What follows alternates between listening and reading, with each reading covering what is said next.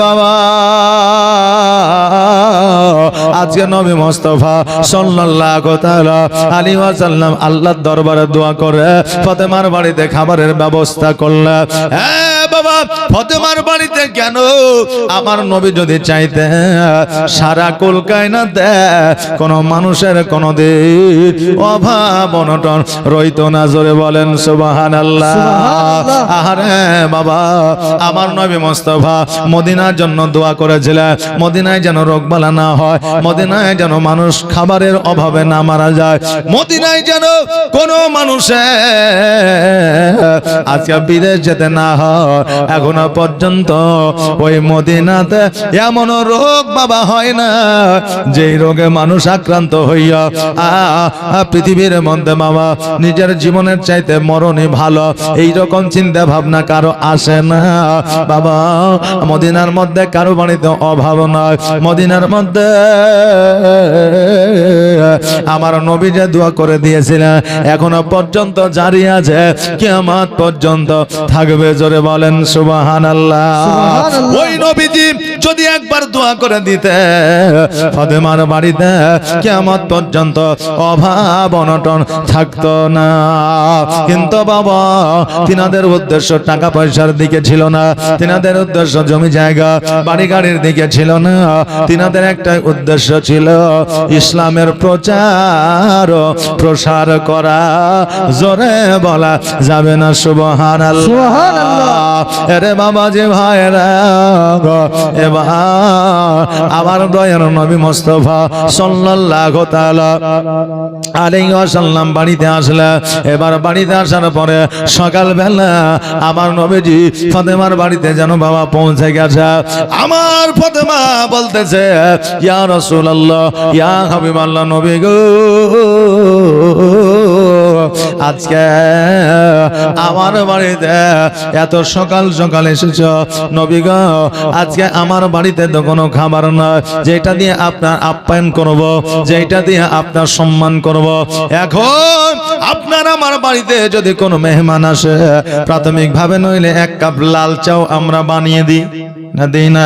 সম্মানের খাতিরে আজকে আমার নবীজি বলতেছে ফাতেমা আজকে তোমার বাড়িতে আমি মেহমান হিসেবে আসি না, আজকে তোমার বাড়িতে আজকে আমি খাওয়ার জন্য আসি না। ফাতেমা আজকে তোমার বাড়িতে আমি বসবার জন্য আসি না। আরে ফাতেমা আমি একটা পাইগাম পাইলাম, একটা চিঠি পাইলাম, একটা খবর আমি পাইলাম যে ফাতেমা তোমার আগে একজন মহিলা জান্নাতে যাবে। আমার ফাতেমা তো জোহরা রাদিয়াল্লাহু তাআলা না, উনি যেন বাবা অঝর নয়নে কান্না করতে লাগলে, ইয়া রাসূলুল্লাহ ইয়া হাবিবাল্লাহ, নবী গো আমি কি তবে জান্নাতের রানী জান্নাতের সর্দারিনী থেকে বাতিল হয়েছে? আমার নবীজি বললেন না না, তুমি জান্নাতের রানী সর্দারিনী আছো, তবে শোনো গো তোমার আগে একজন মহিলা জান্নাতে যাবে, তুমি আগে জান্নাতে যাইতে পারবে না। ফাতেমা বলতেছে ইয়া রাসূলুল্লাহ জীবনে আমি স্বামীর খিদমত করলাম, জীবনে আল্লাহর ইবাদত বান্দি করলাম, জীবনে আমি দান খায়রাত করলাম, নিজে না খাইয়া ফকির মিসকিনকে দিয়ে দিলাম। ও আল্লাহ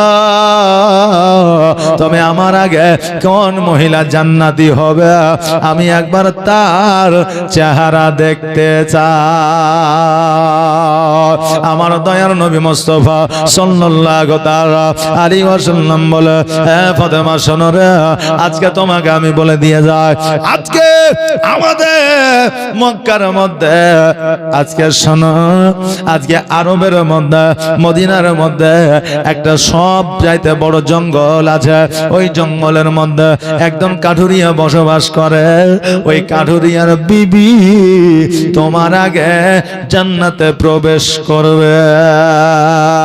আমার মা ফাতেমা তো জোহরা রাদিয়াল্লাহু তাআলা এই খবরটা পেয়ে গেলেন বাবা। সকালবেলা আমার ফাতেমা টুকটুক করে গুটি গুটি পায়ে জঙ্গলের দিকে যেন চলতে আরম্ভ করলে। এবার বাড়ির কাছে যখন পৌঁছালে একটা ঘর দেখতে পাইল। আমার ফাতেমা চিন্তা করলেন এই ঘরটাই হবে। এবার বাবা একবার নয় দুইবার নয় বাড়ির বাইরে থেকে সালাম দিল, আসসালামু আলাইকা ইয়া আহলাল বাইত। বাবা রে, বাড়িতে কারো যদি যান বাইরে থেকে সালাম দিবেন, আসসালামু আলাইকা ইয়া আহলাল বাইত। কিন্তু আমরা জনসাধারণ আমরা অপর বাড়িতে যখন যাই দরওয়াজা খোলা থাকে, ডাইরেক্ট বাড়িতে চলে যায়। এমনও মানুষ আছে যারা গলা খাগারিও পর্যন্ত দেয় না।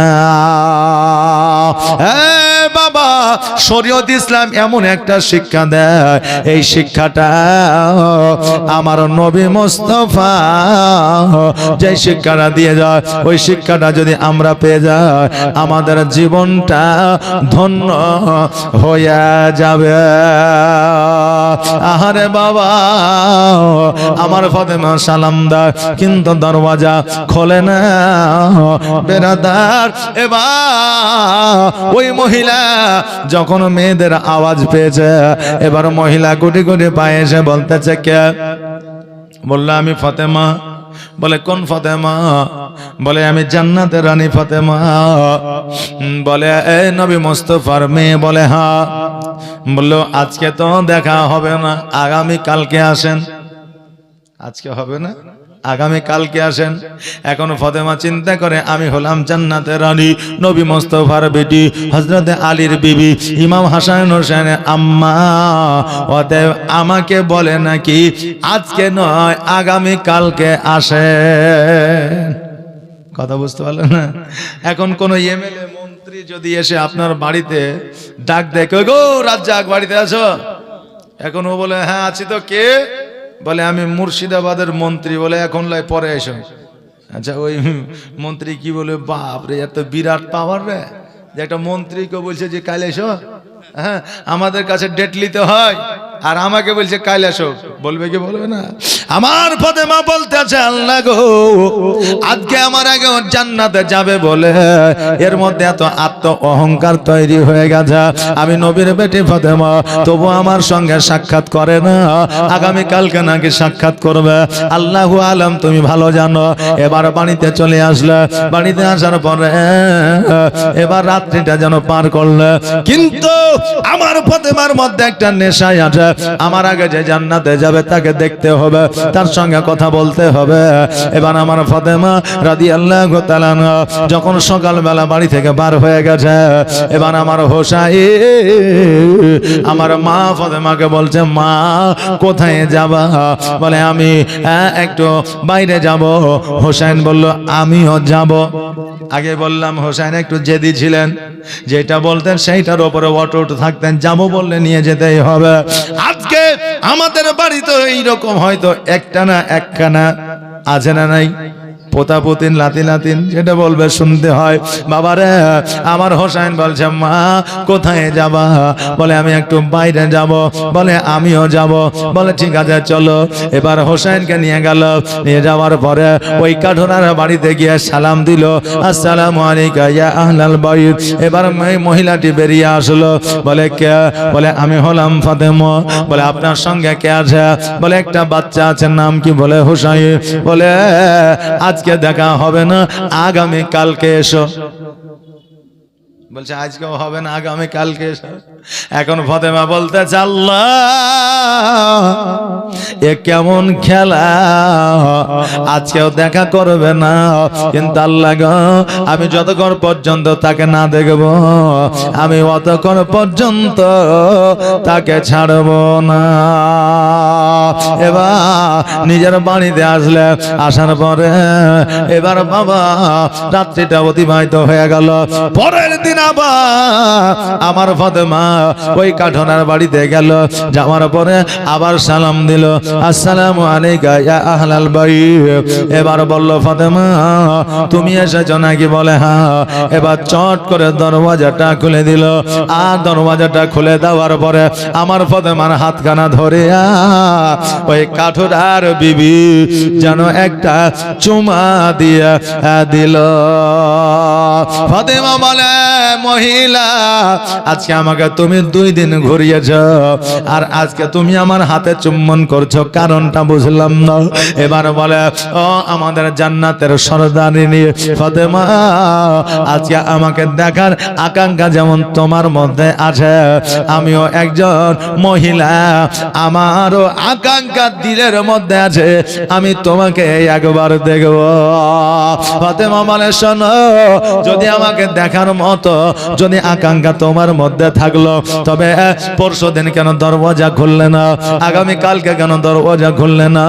আজকে দরওয়াজা খুলেছ, তার কারণটাকে ওই মহিলা বলতেছে শোনো গো ফাতেমা, আমার স্বামী শুভেচ্ছা দেখার সময় অর্থাৎ ফার্স্ট সকাল ফার্স্ট মর্নিং কাঠ কাটবার জন্য বড় জঙ্গলে চলে যায়, আমি বাড়িতে একা থাকি।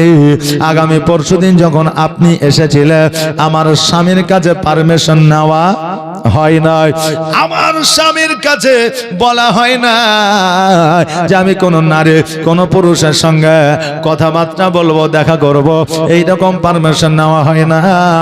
এই জন্য তোমাকে প্রথম দিন ঘোরায় দিয়েছে, কিন্তু যেই দিন তুমি চলে গেছো সেই দিন রাত্রিবেলায় স্বামীর কাছে পারমিশন নিয়েছে, স্বামী আমার পারমিশন দিয়েছে, ঠিক আছে ফাতেমার সঙ্গে দেখা করবা, কথা বলবা, কিন্তু পরের দিন তুমি তোমার সন্তান হোসাইনকে নিয়ে এসেছো, কিন্তু আমি তোমার সাথে কথা বলবো এই পারমিশন নিয়েছি, কিন্তু হোসাইনের সামনে যাব এই পারমিশনটা নেওয়া হয়নি।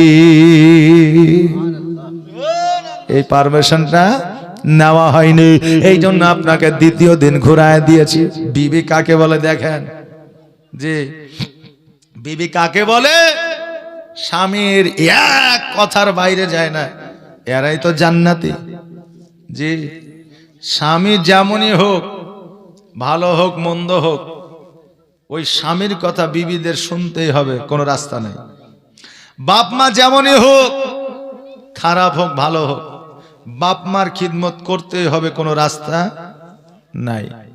কিছু কিছু জিনিস আছে যেটাতে ইসলামের মধ্যে শরীয়তের মধ্যে কোনো যুক্তি চলে না, যেমন তালাকের যুক্তি চলে না।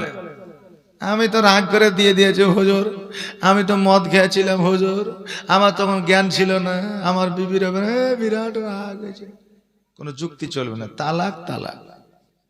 সুদে কোনো যুক্তি চলবে না।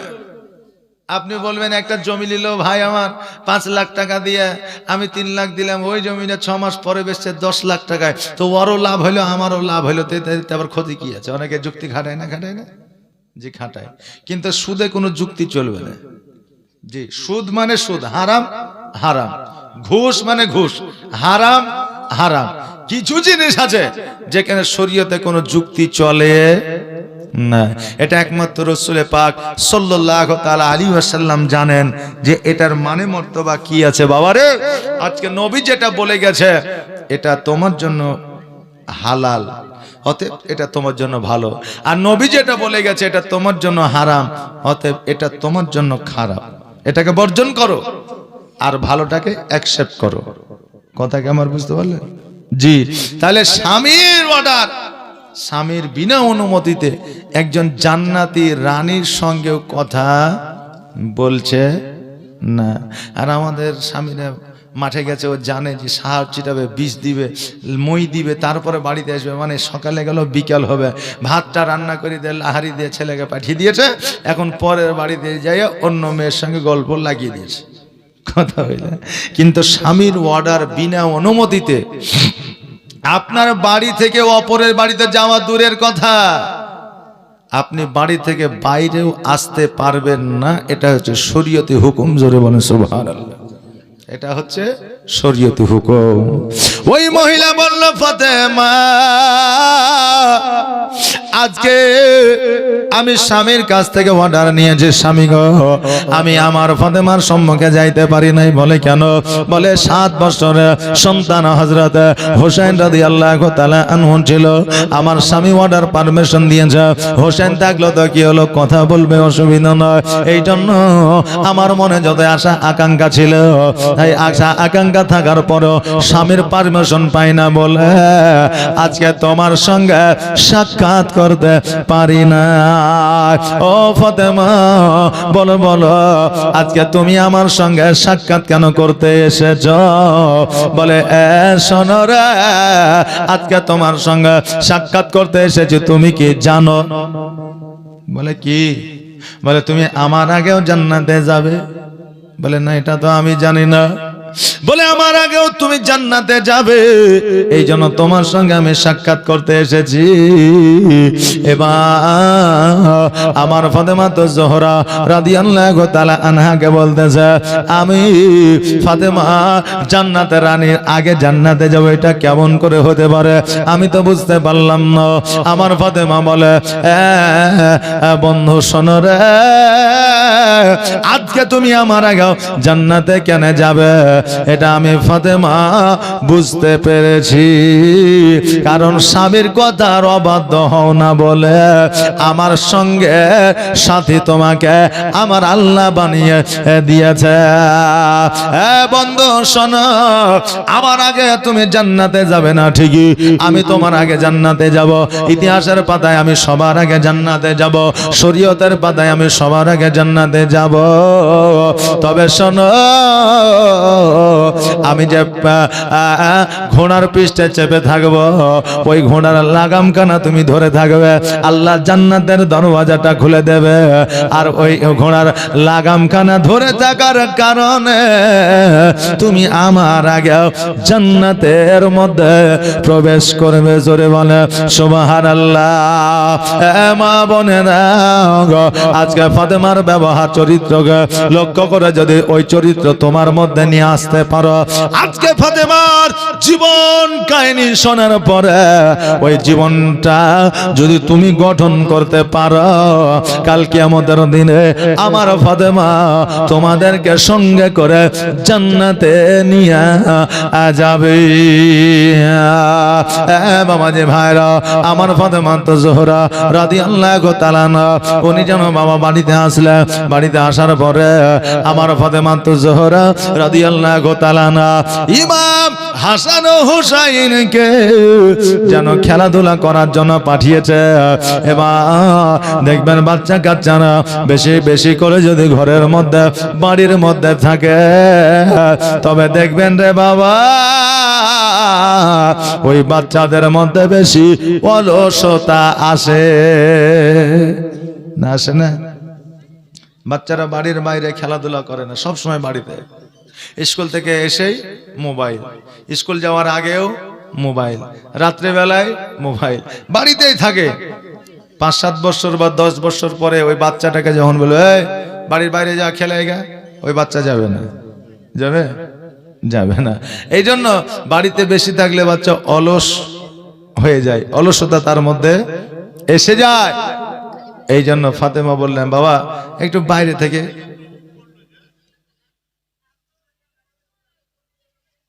জি কিছু বলছেন নাকি? আচ্ছা, তো একটু বাইরে থেকে খেলাধুলা করে আসা। তো তিনাদের খেলাধুলা ছিল আলাদা, আর আমাদের বর্তমানের খেলাধুলা হয়েছে আলাদা, নাকি বলেন?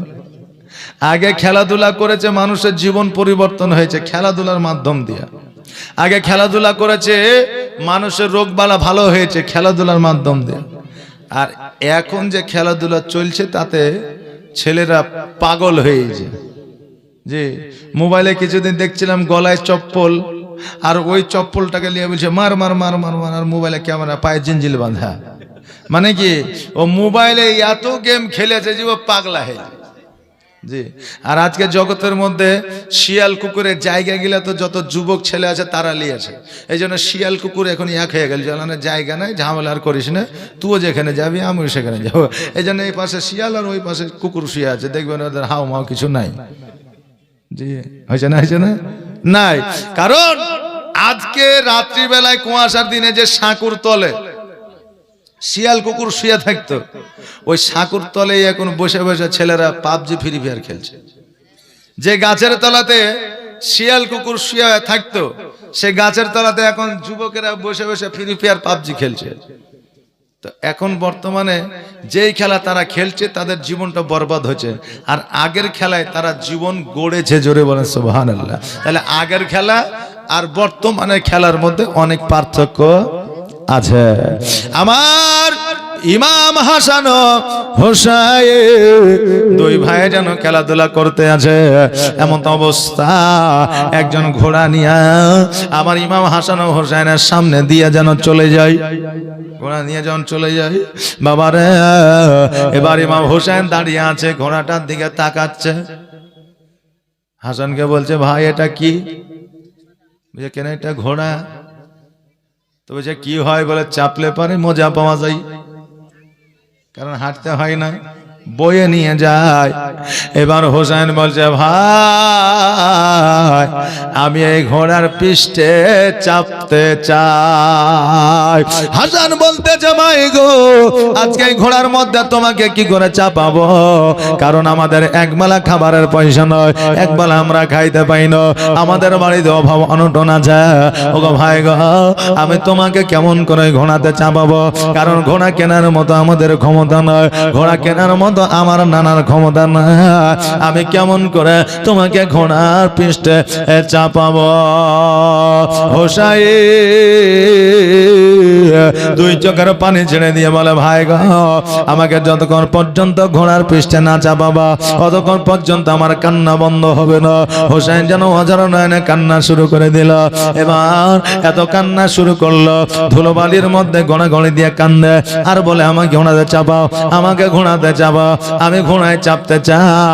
এবার হোসাইনের কান্না দেখে আমার হাসানও যেন কান্না করতে আরম্ভ করে দেয়। ওই পথ দিয়ে আমার নবী মুস্তাফা নামাজ পড়ার জন্য যেন চলে আসছে। দূর থেকে দেখছে যেন ইমাম হাসানও কান্দে, হোসাইনও কান্দে, দুইজনেই যেন ধুলোয় গড়াগড়ি দিয়ে কান্দে।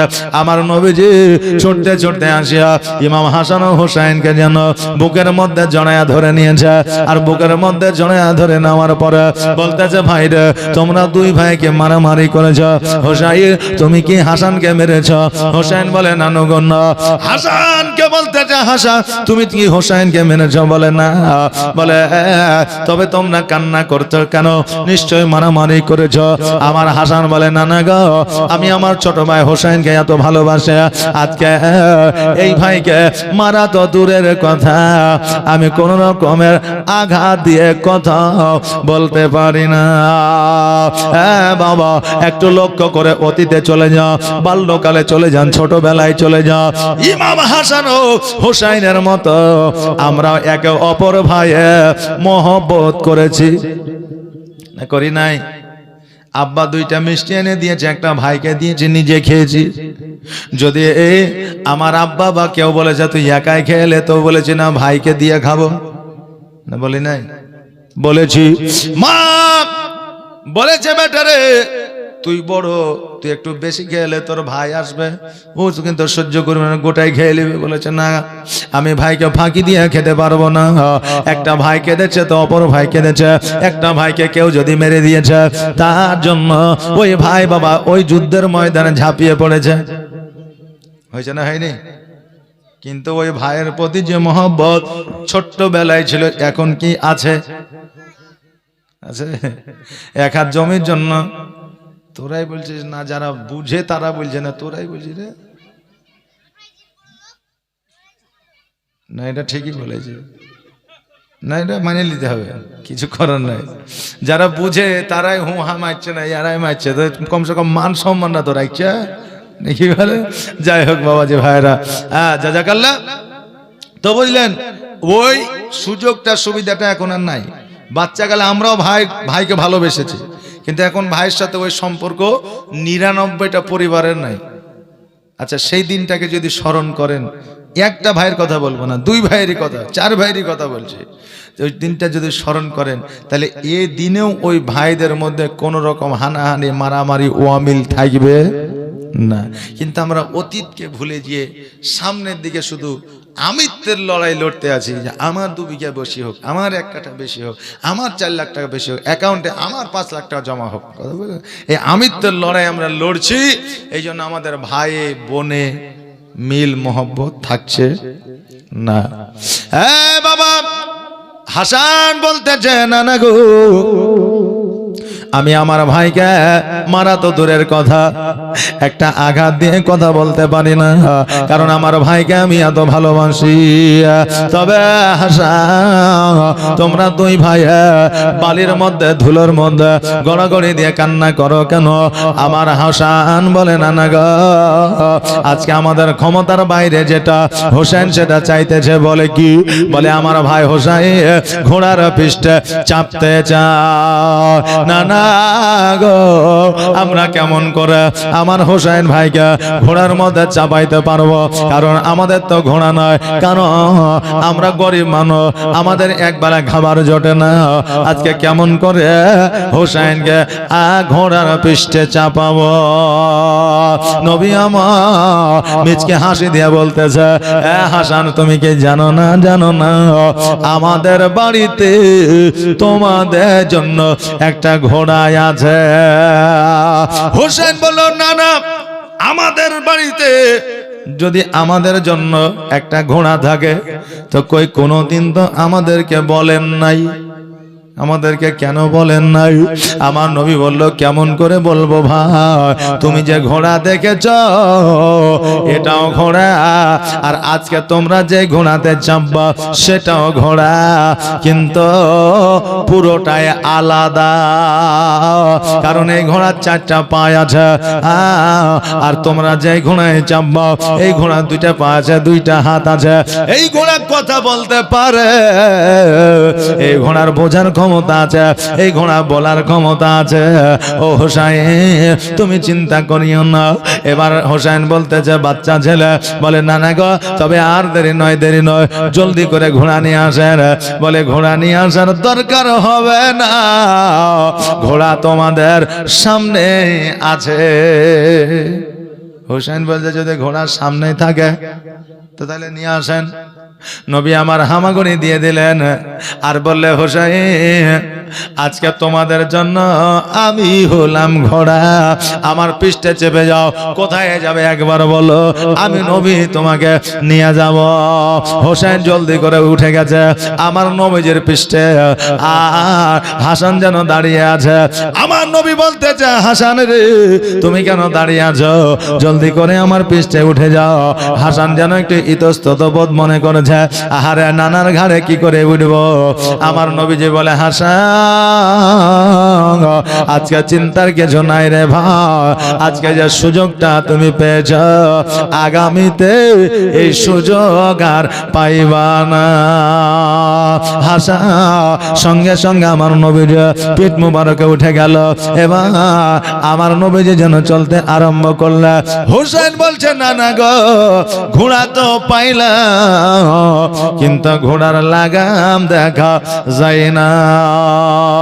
নবী আমার বলে, এ হাসান শোনো, তোমার চাইতে আমার ভাই হোসেন বড় বুদ্ধিমান, কারণ তুমিও ঘোড়ার পৃষ্ঠে চেপেছ, আজকে হোসেনও চেপেছে, কিন্তু ঘোড়ার লাগাম সম্পর্কে হোসেনের জ্ঞান আছে, তোমার মধ্যে যেটা না।